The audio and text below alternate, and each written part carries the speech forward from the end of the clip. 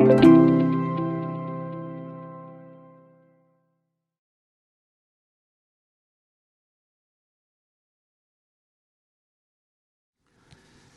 달 전 7월 31일 봉천동의 한 임대아파트에서 아사로 굶어 죽은 것으로 추정되는 탈북한 어머니와 어린 아들의 시신이 발견되었습니다. 어떻게 대한민국의 수도 서울에서 이런 일이 있을 수 있는 건지 저는 충격을 받았습니다.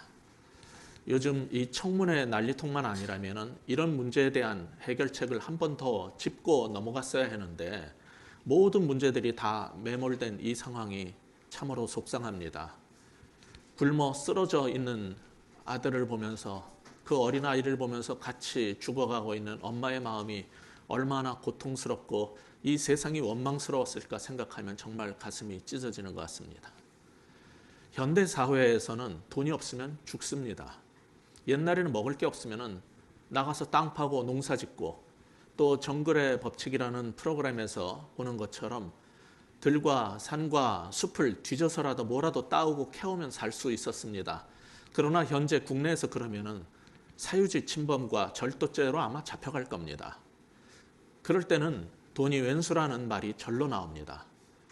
그러나 원수를 사랑하는 주님의 말씀 때문에 우리는 돈을 너무나도 지금 사랑하고 있습니다. 돈의 위력을 너무 잘 알고 있기 때문이죠. 그럼 돈은 축복일까요? 재앙일까요?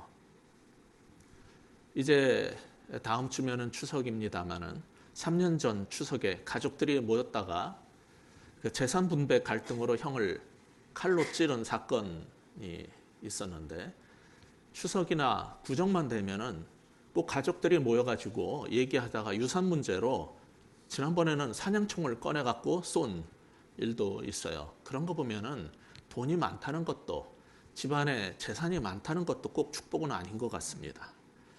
이런 얘기를 하면은 우리 기독교인들은 불신자들하고 우린 다르다라고 합니다. 정말 그럴까요? 조금 전에 우리가 읽었던 본문 2절을 한번 보세요. 그 야고보가 보낸 이 야고보서, 이 서신을 읽던 그 교회에 있었던 일들이 여러 번 반복된 일들이 있었던 것 같아서 이렇게 아마 가정에서 말하는 것 같아요. 당시 교회에 세교우가 들어왔는데 로마 상류층 사람처럼 아름다운, 즉 밝게 빛나는 옷을 입고 귀족들처럼 금가락지나 여러 가지 장신구들로 장식한 사람이 들어온 겁니다. 그러자 교인들이 버선발로 얼른 뛰어나가서 어서 오시라고 환대하고 좋은 자리로 안내해서 여기 앉으시라고 그렇게 권했습니다. 거기까지는 좋습니다. 교인들이 열심히 전도해서 또 다른 사람이 들어왔습니다. 그런데 딱 봐도 이거는 가난한 티가 나는 남루한 차림의 사람이었습니다. 그러자 3절 후반부에 뭐라고 돼 있어요? 또 가난한 자에게 말하되 너는 거기 서 있든지 내 발등상 아래 앉으라. 이렇게 말한 겁니다. 환대는커녕 거기 서 있든지 말든지 난 상관 안 하겠다는 거예요. 그리고 앉을 거면은 내 발밑에 저 바닥에 가서 앉으라는 거예요. 이게 교회입니까? 몇 년 전 우리는 이게 나라냐라는 그런 외침을 많이 했습니다만은 요즘 우리 그리스도인들은 이게 교회냐, 이런 것에 대해서 분명히 외치고 생각해 볼 필요가 있는 겁니다. 돈이 없으면 세상에서 살기 힘든 정도가 아닙니다. 세상에서 핍박받고, 그리고 세상에서 좌절하고, 그리고 오는 마지막 희망의 보루가 교회인데, 교회 와서도 이런 대접을 받는 겁니다. 돈 없는 사람은 오든지 말든지 서 있든지 말든지 상관을 안 합니다. 세상뿐만 아니라 교회에서도 돈이 없는 것은 재앙입니다. 그러나 돈 좀 있어서 멋진 옷을 입고 보석으로 좀 치장하고 명품 가방을 들고 교회 가면은 좋은 자리로 안내를 받고 사람들이 인사 한 번 더 하고 몇 년을 그 교회 다녀도 담임 목사가 내 이름도 모를 텐데 그런 목사님이 따로 신방도 잡아서 와주십니다. 부자는 자신이 정말 축복받았다는 것을 교회 가서도 경험하게 되는 겁니다. 그러니 우리 기독교인들조차 돈이 있으면 축복이고 돈 없는 게 재앙이라고 생각하지 않겠습니까? 이처럼 돈의 힘은 교회에서도 잘 통합니다. 그러니 사람들은 열심히 신앙생활하고 금식하고 새벽기도 나오고 금요 철야에 가서 하나님 축복해 주셔서 돈 많이 벌고 부자 되게 해 주시고 또 우리 사업 잘 되게 해 주세요라고 열심히 기도하게 된 겁니다. 우리 개신교가 갖고 있는 돈에 대한 관점이 두 가지가 있습니다. 첫 번째가 지금 얘기했던 이런 겁니다. 첫째는 돈과 재물은 하나님의 축복이라는 사상입니다. 그런데 제가 설교 준비하면서 일부러 다시 찾아봤어요. 그런 구절이 성경에 얼마나 있나. 창세기 24장에서 이삭의 아들 이삭의 아내를 구하러 보낸 아브라함의 늙은 종이 라반 앞에서 우리 주인이 얼마나 훌륭한 분인가를 설명할 때 하나님이 축복하셔서 이렇게 재물이 있게 됐다는 그 구절 빼고는 하나님의 축복을 돈하고 연결시켜서 한 구절에 나오는 거. 축복과 재물, 축복과 부가 함께 연결되어서 나오는 그런 성경 구절이 성경 전체 단 한 구절도 없다는 것입니다. 굉장히 이상하죠. 물론 구약에는 재물을 축복으로 여기는 개념이 기본적으로 깔려 있어요. 그런데 신약에 가면은 오히려 부정적으로 다루는 이야기가 훨씬 많이 나옵니다. 그런데도 돈과 재물과 부가 하나님의 축복이라는 사상이 한국 교회를 지배하고 있어요, 지금.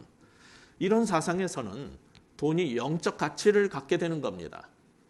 교회에서도 그런 생각을 한다면 그건 영적인 가치를 우리가 부여한 거예요. 그러나 성경에는 돈과 재물에 어떤 영적 가치를 부여하는 구절이 하나도 없습니다. 부자는 복받은 자라는 개념은 역으로 말해서 가난한 자는 축복을 못 받은 사람들이고 심지어 저주받은 자라는 생각으로 이어지게 된 겁니다.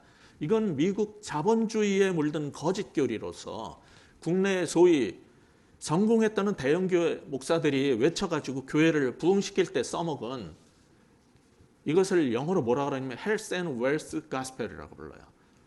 건강과 그리고 축복 부의 복음. 이건 성경에 없는 새로운 복음이 들어온 겁니다. 사실 이 증상은 교회가 세상을 바꾼 게 아니라 오히려 세상이 교회를 바꾼 대표적인 사례입니다. 우리가 갖고 있는 소유에 의해서 우리의 존재 가치가 판단되는 것은 저급한 자본주의의 산물입니다. 그 결과 교회 안에서도 돈이 그 사람의 가치를 판단하는 기준이 되어버린 겁니다. 성경은 바벨론과 로마의 세속적 가치관과 영적 전쟁을 한다라고 말을 하고 있는데 그 영적 전쟁에서 교회가 이렇게 패할 정도라면 국가에서 법, 재계에서 예술계에서 돈의 힘 앞에 이미 다 무릎을 꿇은 것을 우리는 보게 될 것입니다. 이번 국정농단 사태의 대법원 선고가 지난주에 있었어요. 다른 선고는 다 당연하게 여겨졌는데 삼성 이재용 부회장의 뇌물 인정 액수가 그전에 36억이었는데 이번에 86억으로 높아져서 다시 돌려보내졌어요. 그러면은 구속 가능성이 높다는 그러한 보도를 보면서 저는 나라 경제 걱정부터 먼저 하고 있는 거예요. 그런 제 모습에 놀랐어요. 아니, 목사가 이런 식으로 생각할 정도니 우리나라에 과연 정의가 바로 설 수 있겠냐는 거예요. 이렇게 돈이 경제 차원을 넘어서 도덕적 가치, 윤리적 가치, 국가와 법의 정의의 척도가 되어서 돈 많은 사람들은 다 봐줘야 된다는, 우리 경제를 위해서 잘 살게 하기 위해서 그런 건 다 눈 감아해 줘야 된다는 생각은 뭐냐면 돈이 우리의 이미 궁극적 가치로 자리를 잡았다는 거예요. 이것은 저 같은 목사에게도 벌써 아니 그 사람 구속하면은 우리나라가 어떻게 될까? 경제가 걱정된다. 아니 그 한 사람 없으면은 정말 검찰이 대법원이 법조계가 무너지는 건지 똑같이 말해서 그 반대로 그 한 사람이 없으면 우리나라 경제가 다 무너지는 겁니까? 우리나라가 쫄딱 망합니까? 그런 정도로 기업을 운영했으면 그건 잘못한 거예요. 교회도 그 한 사람이 없으면 교회가 무너진다면, 교인들이 다 떠날 거라면 그건 분명히 잘못된 교회예요. 그런데 이미 교회 안에 돈이 우리의 궁극적 가치로 자리를 잡았기 때문에 크리스찬들조차 3절에서 본 것처럼 부자에 대한 선망이 있어요. 그리고 부자를 보면 조아리는 것으로 표출이 되는 겁니다. 오늘 읽었던 우리 이 본문은 그런 태도는 성경적 가치관에 위배되는 잘못된 생활 태도라는 것을 분명히 지적하고 있는 것입니다. 얼마 전에 인천 송도 신도시에서 목회하는 목사님한테 들은 얘기예요. 제가 밥 먹으면서 교제하면서 잠깐 언급한 적도 있지만 그 지역의 고급 아파트에 펜트하우스 제일 꼭대기층에 이사 오신 권사님은 강남에 살면서 유명한 모 교회에 다니시던 분이랍니다. 그런데 이사 가고 나서 이렇게 보니까 교회가 너무 멀어서 다니기도 불편하고 그래가지고 교회에다 목사님 한 분을 보내달라고 해서 집에서 주일 예배를 드린답니다. 아니 그걸 들어주냐고, 어떤 교회가 목사를 보내주냐고, 아무리 목사가 교회에 많아도 그렇지. 이해가 안 간다 그랬더니 그 목사님 얘기가, 아니 교회에 수천만 원씩 헌금하는데 그거를 안 들어주겠냐는 거예요. 그래서 그 교회가 그렇게 보내줬다는 겁니다. 제가 생각할 때는 헌금을 많이 하면 많이 한 거지, 목사가 무슨 개인 비서인 줄 아는지 오라 가라 하면 오고 가는 사람입니까? 자기 편한 대로 신앙생활을 하겠다는 건 도무지 이해할 수가 없는 것이었어요. 그런데 그 권사는 그렇게 해서 주일 목사가 앞에 와서 한 사람을 놓고 개인적인 예배를 드려주는데, 이거 완전히 중세 유럽 교회에서 썩었을 때 있던 일이에요. 근데 은혜 받으면 차비하시라고 봉투를 두툼하게 주는데 설교가 마음에 안 들면 소리 지르고 그 강남 교회에다 전화해서 목사 바꿔주라고 그런대요. 지금 있는 목사는 거의 1년간 잘 버텨왔는데 그 목사님이 내가 이러려고 목사가 됐나 자괴감이 들어가지고 그 짓거리에서 벗어나고 싶어서 교회에다가 자기 선교사로 좀 보내달라고 청원을 했다는 거예요. 저는 도무지 믿어지지가 않아가지고 몇 차례나 그게 정말입니까? 그게 사실이냐고 물었는데 정말이라는 거예요. 사실 이 얘기를 하는 지금도 제가 잘 믿어지지 않을 정도인데, 만일 그게 사실이라면 교회에서도 돈의 힘이 그렇게 센 건지, 그 권사나 그 목사를 보내주는 교회나 우리 한국교회의 모습이 정말 종교개혁 그 당시에 직전에 그 모습하고 너무나 똑같아가지고 진짜 가슴이 아픕니다. 어쩌다 한국교회가 이렇게 됐나. 다 번지를 하고 수만 명씩 모이고 수천 명씩 모이지만은 이게 교회인가? 그런 생각이 안 들 수가 없는 겁니다. 이처럼 돈과 가진 자에 대한 숭배와 함께 나타나는 증상이 있어요.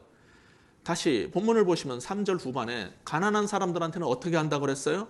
너는 거기에 서 있든지 내 발등상 아래에 앉으라. 그랬다는 거예요. 이건 없는 자에 대한 괄시입니다. 4절에서는 그런 것을 뭐라 그런다고 그랬어요? 차별이라고 했어요. 인종차별만 차별이 아닙니다. 그런데 이 차별이 벌어지고 있는 그곳이 지금 어디입니까? 교회예요. 이게 말이 됩니까? 오늘 야고보서 2장은 돈과 외모와 권세로 그 사람의 지위로 사람을 차별하는 교인들의 태도에 대해서 지적하고 있는 것입니다. 그럼 교회는 어떠해야 할까요? 오늘 본문이 우리에게 주고자 하는 첫 번째 교훈입니다.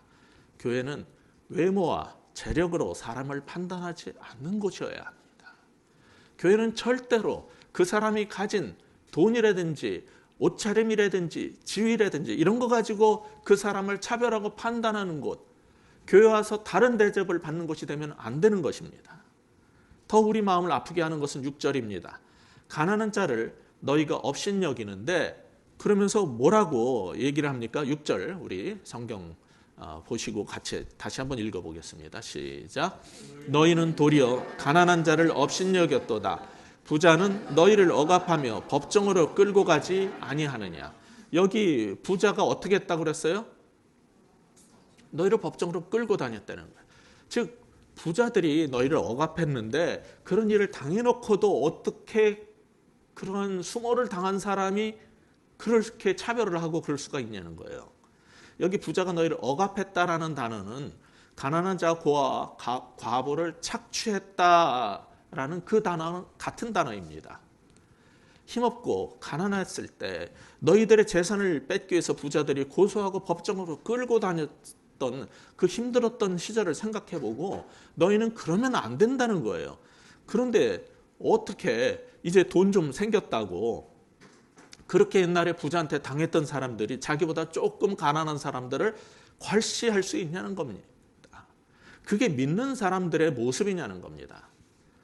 오늘 본문을 보면서 우리가 가슴이 아픈 거는 없는 사람끼리 좀 교회에서 서로 위로하고 서로 이해해주고 서로 세워주고 받아주고 서로 섬기는 모습이 있어야 되는데 별 그렇게 재벌도 아니고 부자도 아니면서 자기보다 조금 못 살고 조금 옷 안 좋은 거 입었다고 그런 사람을 업신여기냐는 거예요. 여러분 2015년에 개봉됐던 영화 중에 황정민, 유아인 이 개념 배우들이 주연을 맡고 이승환 감독이 감독했던 베테랑이라는 영화가 있어요. 이 포스터가 있는데 여기 보면은 이 두 주인공 재벌 3세인 유아인하고 서울경찰청의 광역수사대 형사 이 황정민 두 사람 사이에 제3의 인물이 자리를 잡고 있어요. 이 사람은 재벌들이 갑질을 할 수 있도록 뒤를 봐주는 상무 유해진입니다.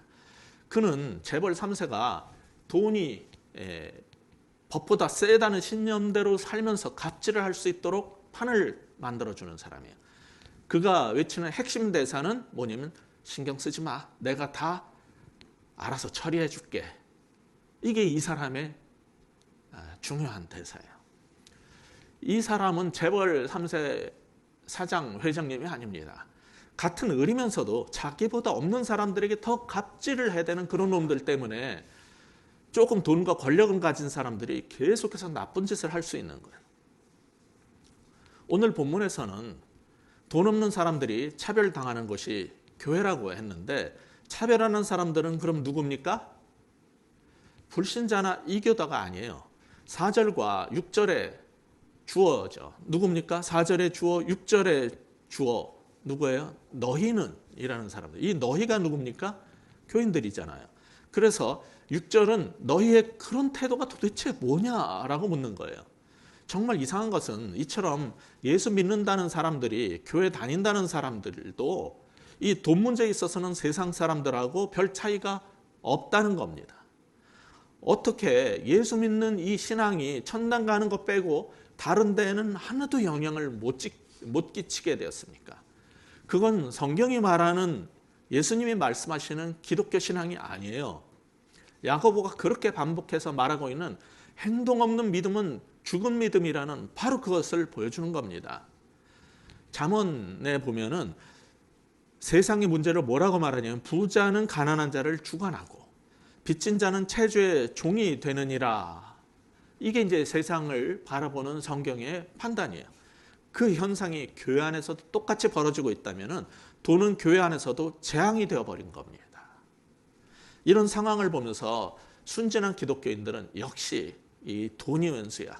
돈은 나쁜 것이야. 돈은 악이야. 이렇게 생각하게 됩니다. 그게 개신교인들이 돈에 대해서 갖고 있는 두 번째 관념입니다. 돈은 축복이라고 보는 쪽이 한쪽에 있고 개신교인들 중에 또 어떤 사람은 돈은 재앙이고 돈은 악이라고 생각하는 사람들이 있단 말이에요. 그러나 성경에서 돈은 선도, 악도 아닌 중립적 가치를 갖고 있습니다. 반면에 성경이 가르치는 것은 돈에 대한 우리들이 갖는 태도가 악이 될 수 있다는 겁니다. 성경은 돈에 대한 우리의 그런 태도를 지적하지 돈과 부 그 자체를 악으로 규정하고 있지 않습니다. 교인들의 돈에 대한 태도를 3절에서는 뭐라 그럽니까? 어떻게 묘사를 하고 있냐면은 눈여겨본다라는 표현을 쓰고 있어요. 너희가 아름다운 옷을 입은 자를 어떻게 한다고요? 눈여겨보고 있다. 이 교인들이 같이 예배드리는 사람들이 타고 온 차가 무엇인지 어떤 옷을 입은 건지 가만 보니까 저거는 비싼 백화점에서만 파는 명품이라든지 그가 하고 있는 액세서리는 무엇인지를 가만히 눈여겨보는 것에서 차별이 시작됩니다. 앞으로는 여러분이 나도 모르게 눈이 가가지고 그 사람의 옷을 쳐다보고 액세서리를 쳐다보고 그럴 때 눈을 질끈 감으시기 바랍니다. 내가 또 차별을 시작하려고 하는구나. 이렇게 가만히 눈여겨 살펴볼 때 뭐가 시작되냐면은 오늘 본문 1절 시작하는 첫 절에서 말한 차별이 시작되는 거예요. 이때 1절에서 말하는 차별이라는 단어는 그 얼굴을 받아들인다라는 단어인데 외모로 사람을 취한다라고 번역하기도 합니다. 근데 그 뒤에 가면은 4절에서 다시 한번 돈과 외모로 차별하고 판단하지 말라고 반복을 하는데, 그때 4절에서의 차별이라는 것은 1절의 차별하고 다른 단어예요. 헬라어로는 원어는 다른 단어로서 사람을 분리해서 그룹을 나눈다는 단어입니다. 그리고 그런 태도를 4절에서 뭐라고 그러냐면은 악한 생각이라고 그러는 거예요. 왜 이게 악한 행동이냐면은 하나님을 믿는다면서도 세상 사람들하고 똑같이 우리의 형제 자매를 돈과 외모로 나눠서 분열을 야기시키고 있기 때문에 이건 악한 행동이라는 거예요. 성경은 분명히 말하는데 돈으로, 그 사람의 외모로, 그 사람이 가진 것으로, 그 사람의 지위로 판단하는 것은 악한 행동이라고 분명히 말하고 있어요. 그렇다고 교회 갈 때는 돈 없어도 좀 좋은 옷 사 입고 가야 한다든지, 부자들은 교회 갈 때 명품 벗어놓고 교회용으로 좀 저렴한 옷을 입고 가라고 이렇게 말하는 게 대책이 될 수는 없는 거 아닙니까? 사람들의 외모와 돈과 옷과 장신구와 차를 눈여겨보는 우리 그리스도인들의 이 악한 태도가 바뀌어야 되는 거예요. 이렇게 살아라 저렇게 살아라 말하기 전에 우리의 태도가 먼저 바뀌어야 되는 겁니다. 가난한 사람들을 멸시하는 이런 부자들도 문제지만은 별로 부자도 아니면서 사람을 돈과 외모와 차림새로 판단해서 나누는 이것은 악인데, 이건 2000년 전 이 야고보서를 읽었던 기독교인들이나 오늘 21세기 한국교회나 여전히 교회 안에서 벌어지고 있는 일이라는 거예요. 성경은 이것을 바로잡아야 된다는 겁니다, 지금. 따라서 오늘 본문이 우리에게 주고자 하는 두 번째 교훈, 주께서 원하시는 것이 무엇입니까? 성경은 돈을 대하는 우리의 악한 자세를 바로잡아라 요구하는 거예요. 돈이 잘못이 아니라, 돈이 축복이거나 재앙이 아니라 돈을 대하는 우리의 악한 자세를 바로잡으라는 겁니다. 영화 베테랑에서 황정민 형사는, 황정민은 내가 죄 짓고 살지 말라 그랬지 이러지만은 지금 오늘 야고보서는 괜히 돈 가지고 사람 판단하고 괄시하고 살지 말어 이렇게 호통치고 있는 거란 말이에요. 물론 재벌 3세 악당 유아인은 이 형사의 호통에도 전혀 떨지 않습니다. 뭐라고 말하냐면, 보실까요? 나한테 이러고도 뒷감당할 수 있겠어? 이렇게 조롱을 하는 거예요. 우리나라에 지금 가진 사람들이 하는 태도가 이거예요. 어쭈, 나한테 이러고 뒷감당할 수 있겠어 너? 이거죠. 알량한 형사 신분으로 어디까지 밀어붙일 수 있을 것 같은데 이렇게 물어요. 우습게 여겨요. 이게 돈의 힘을 믿는 사람들의 태도입니다. 우리는 이재용, 조국 같은 사람들 얘기만 계속할 필요가 없어요. 사실 우리는 대단한 금수저들도 아니면서 교회 안에서 남을 판단하고 우습게 여기고 있는데, 그런 우리 자신부터 먼저 돌아봐야 한다는 겁니다. 우리 개신교의 돈에 관한 첫 번째 관점은 부를 하나님의 축복으로 여기고 나보다 잘 사는 사람들에 대한 선망으로 아주 극진히 모시는 이 모습이고, 또 본문에서 부자를 존귀히 여길 뿐만 아니라 동시에 가난한 사람들을 멸시하는 건요, 동전의 양면이에요. 그 똑같은 사상에서 나온 겁니다. 이중적 태도예요. 돈에 대한 개신교인들이 갖고 있는 두 번째 관점은 돈을 버려야 할 악으로 본다는 겁니다. 요즘 같은 물질 만능 시대에 그런 생각하는 사람이 없을 것 같죠. 그런데 있단 말이에요. 부자가 그들은 천국에 갈 수 없다면서 돈을 버려야 할 악으로 규정하고 있기 때문에 가끔가다 이 사람들이 부자들에 대한 공격적 태도를 보입니다. 30년 전 얘기지만은 제가 분당 수지에 있는 이제 아주 큰 대형 교회에서 사역할 때였어요.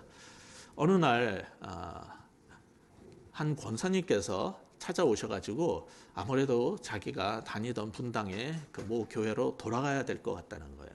한 1년쯤 교회에서 정말 성실히 신앙생활했는데, 그분 남편은 삼성그룹의 계열사 중 한 곳 회장이셨어요. 제가 그렇게 기억하고 있는데, 그 권사님은 자신이 정말 그리스도인으로서 본이 되려고 교회에 올 때는 절대로 그 모피 코트도 안 입고 검소한 옷을 꺼내 입고 차가 비록 외제차지만은 살 수 있는 제일 작은 차, 포드에서 싼 외제차 중에서 제일 작은 그 아반떼보다 작은 그런 차를 샀어요.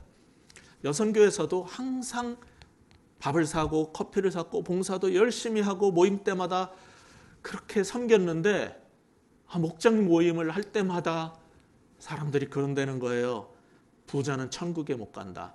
본문하고 관계없이 계속 그 얘기를 계속 해야 되니까 너무 힘들어서 더 이상은 못 다니겠다는 거예요. 전에 다니던 교회는 분당에 있는 H교회, 그 부자들이 많이 다니는 그 교회에서는 한 번도 이런 얘기를 들은 적이 없다는 거예요. 근데 여기서는 너무 교회 다니기가 힘들대 그러면서 우시는데 정말 마음이 아팠어요. 여러분이 아셔야 될 게 있어요. 가난이 저주가 아니고 부자가 하나님의 축복이 아니듯이 가난한 자라고 다 천국 가고 가난한 자라고 다 천국 가고 부자라고 다 천국 못 가는 게 아니에요. 예수님은 부자가 천국에 들어가기 어렵다라고 그랬지 부자는 다 못 들어간다라고 하신 적이 없어요. 성경을 똑똑히 읽으셔야 돼요. 예수님이 강조하고 싶었던 포인트가 있었던 거지 모든 돈 많은 사람들이 교회에서 안 받아줬다면 사도행전에서 어떻게 재산을 팔아서 남을 섬기는 일이 있겠어요, 교회 안에. 그런데 이 돈과 재물을 악으로 보는 사람들은 그거를 왜곡합니다. 자기네들 좋은 대로 읽는 거예요. 부자는 천국에 못 가. 그분은 그렇게 섬기고 자기가 가진 것을 가지고 가난하고 힘든 사람을 그렇게 지극정성으로 섬겼건만 계속 부자들에 대한 부정적 태도를 보이면서 부자는 천국에 못 간다고 하더니 어떻게 교회를 다니냐고요. 다시 말씀드리지만은 성경은 돈 자체를 하나님의 축복이나 저주로 다루지 않고 하나님과의 관계, 인간과의 관계에서 우리가 갖고 있는 돈에 대한 태도를 얘기하는 겁니다. 한국 교회가 요즘 제시하고 있는 돈과 부에 대한 접근책 중에 가장 인기 있는 게 뭐냐면 가장 많이 퍼져 있는 게 청부론이라는 게 있어요. 청부론, 청부라는 건 깨끗한 부자라는 뜻이죠. 이 청부론은 굉장히 오래된 기독교적 개념인 청지기직 관리인 개념이 발전된 것입니다. 청지기직이 뭐냐면 예화로 잘 사용되는 게 이런 거예요. 존 웨슬리 목사님한테 어떤 사람이 헐레벌떡 뛰어왔어요. 목사님 큰일 났어요. 목사님 집이 지금 불타가지고 폭삭 내려앉았어요. 그랬더니 웨슬리 목사님이 이렇게 대답했어요. 그렇지 않아요. 제 집이 아니라 주님의 집이 내려앉은 거예요. 내게 주어진 책임 하나가 줄어들었다는 뜻이지요. 얼마나 은혜로운 청지기 삶에 대한 예화입니까? 이런 청지기직에서 발전된 이 청부론의 핵심이 뭐냐면은 하나님 말씀과 하나님 뜻대로 살면 하나님께서 축복하셔서 우리가 부자가 되게 해주시고 그리고 더 많이 관리할 수 있는 선한 청지기가 되면은 신앙 좋은 사람이 되면 하나님이 축복하셔서 재물을 더 많이 맡겨주신다는 주장입니다. 그러므로 신앙생활을 열심히 하면 부자가 되고 청지기로서 그 재물을 잘 관리하면서 잘 살면 된다는 가르침입니다. 그러니까 많은 대형교회 목사님들이 이 얘기를 할 때 부자들이 얼마나 좋았겠어요. 사업가들과 대형교회 목사님들이 환영한 교리입니다. 그런 이론입니다. 성경이 없는 교리예요. 그냥 그런 이론이에요. 그런데 이런 청부론은 우리 그리스도인의 이 탐욕의 면죄부를 주고 말았다는 비판을 받게 되면서 과연 이것이 성경적 개념이냐를 검토해 보기 시작하게 됐어요. 실제로 우리가 주변에서 수없이 보는 일이지만은 처음에는 정말 그리스도인으로서 하나님께서 주신 물질을 잘 사용하고 잘 관리하는 청지기들이 많이 있었어요. 그런데 예수 잘 믿는 장로 권사님들조차 뉴스에 계속 나오는 거 보면 사업할 때 재정 문제에 비리가 있고 문제가 생겨가지고 청부인 줄 알았더니 더러운 부자라는 게 계속 나오게 되는 거예요. 그러면서 현실적으로도 이게 문제가 있다는 것을 깨닫기 시작한 거죠. 프랑스에 아주 뛰어난 기독교 사상가 자크 엘룰이라는 사람이 있어요. 그 사람은 이런 말을 했습니다. 청지기직 개념은 우리 소유가 우리 것이 아니라는 것을 일깨워 준다는 점에서 유익하지만 우리 자신을 정당화하기 위해서 사용하면 즉시 우리를 죄에 빠지게 만든다는 거예요. 이 청지기적 개념이라든지 이 청부로는요, 우리 자신을 정당화하기 위해서 자주 사용한단 말이에요. 그리고 나서 금방 그 사람은 떳떳하게 돈을 더 벌고 내가 돈을 더 쌓아놓겠다는 생각으로 넘어가서 문제를 일으키게 된다는 거예요. 이게 청부론의 근본적인 문제인 거예요. 그럼 부와 재물에 대한 성경의 대책과 관점은 무엇입니까? 하나님께서 하시는 일을 보면 알 수 있어요. 자, 우리 5절 다시 한번 읽겠습니다. 시작. 내 사랑하는 형제들아 들을지어다. 하나님이 세상에서 가난한 자를 택하사 믿음에 부여하게 하시고 또 자기를 사랑하는 자들에게 약속하신 나라를 상속으로 받게 하지 아니하셨느냐. 여기 5절에서 보는 것처럼 하나님은 가난한 자를 택하사 어떻게 하신다고요?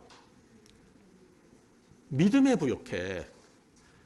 여기서 보면 성경이 부여함 자체를 나쁘게 말하지 않아요. 그런데 하나님께서는 세상에서 가난한 자를 믿음을 가지면은 다 돈 주고 땅 주고 아파트 주고 부자 되게 만든다고 하시지 않아요. 그런 물질적 부여를 보장해 주는 게 아니라 믿음 안에서 부여케 한다는 새로운 믿음의 풍요를 제시를 하는 겁니다. 그게 5절 후반에서는 하나님을 사랑하는 자들에게는 뭐를 유산으로 준다고요? 하나님의 나라를, 아버지의 나라를 상속받게 해준다는 거예요. 예수 잘 믿고 그래서 여러분이 교회에서 열심히 봉사했다고, 혹은 하나님께서 여러분을 사랑해 주신다고 돈과 땅을 줘서 부자 되게 하지 않고 약속하신 나라를 주신다는 겁니다. 기독교는 이처럼 하나님 나라 안에서의 풍요를 제시하는 거예요. 그건 새로운 차원에서의 부입니다.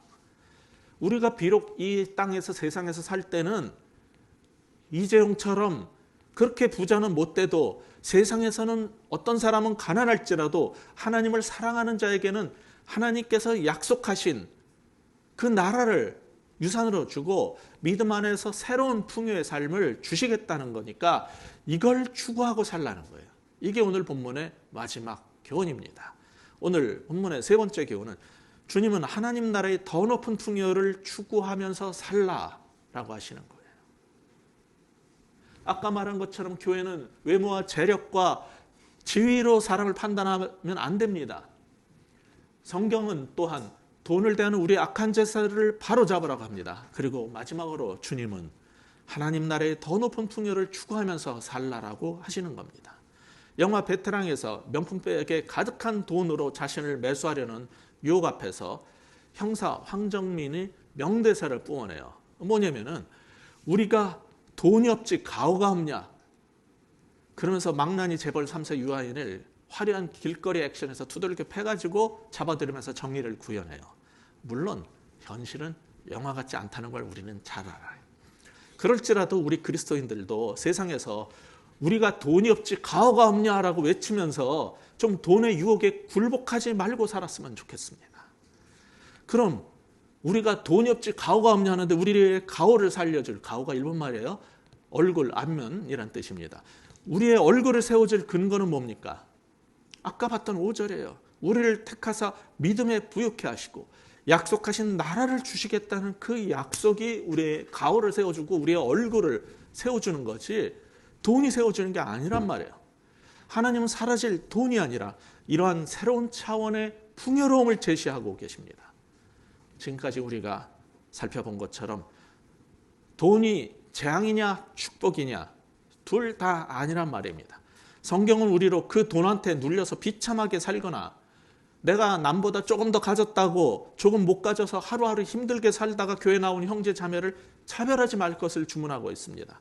그러면서 여전히 돈으로 우리를 유혹하는 세상 앞에서 주님의 새로운 차원의 풍요로움을 그에 대한 약속을 바라보면서 그리스도인답게 당당하게 살라고 요구하는 것입니다. 그런 우리 모두 되기를 주의 이름으로 축원합니다. 기도하시겠습니다. 하나님, 이 땅을 살면서 돈 때문에 너무 힘들었습니다. 그래서 돈이 축복이라고 생각하고 하나님이 열심히 믿으면 축복받아서 부자가 될 수 있으리라는 희망으로 교회를 다니기도 했습니다. 그러나 우리를 회개하게 하여 주옵소서. 성경이 말하는 하나님 말씀이 무엇을 가르치는가 보다도 그저 많은 큰 교회 목사들이 외치는 그 소리, 그리고 믿음 좋다는 사람들이 하는 그 태도 속에서 돈이 없어서 교회에서도 괄시당하고 무시당했던 그것 때문에 돈 하면서 살았던 우리를 불쌍히 여겨 주옵소서. 그 돈 때문에 사업을 할 때에도, 사람을 대할 때에도 정말 비참하게 살았던 우리의 모습이 정말 그리스도인의 모습이 맞는지 이 시간 돌아보게 하여 주옵소서. 하나님, 그러다가 돈 좀 생기면은 언제부터 그렇게 부자였다고 나보다 못 입고 못 먹고 옷 가지고 나쁜 차 타는 사람들을 우습게 여기기 시작했는지, 교회 안에서도 그런 모습이 어떻게 뿌리를 내리게 됐는지 우리 한국교회를 불쌍히 여겨 주시옵소서. 하나님이여, 돈이 없어서 말씀 좋은지 알지만은 그 강남의 부유한 교회들을 갈 수 없다는 사람들을 불쌍히 여겨 주시옵소서. 그 교회들 회개하게 하여 주옵소서. 그리고 우리 뉴비긴 교회는 그런 교회 되지 않도록 축복하여 주옵소서. 하나님, 우리에게 주신 힘들게 살다가 나온 형제 자매들을 우리에게 베푸신 그것으로 정말 섬기고 베풀고 함께 즐거워하며 함께 살아가는 가족 되게 하여 주옵소서.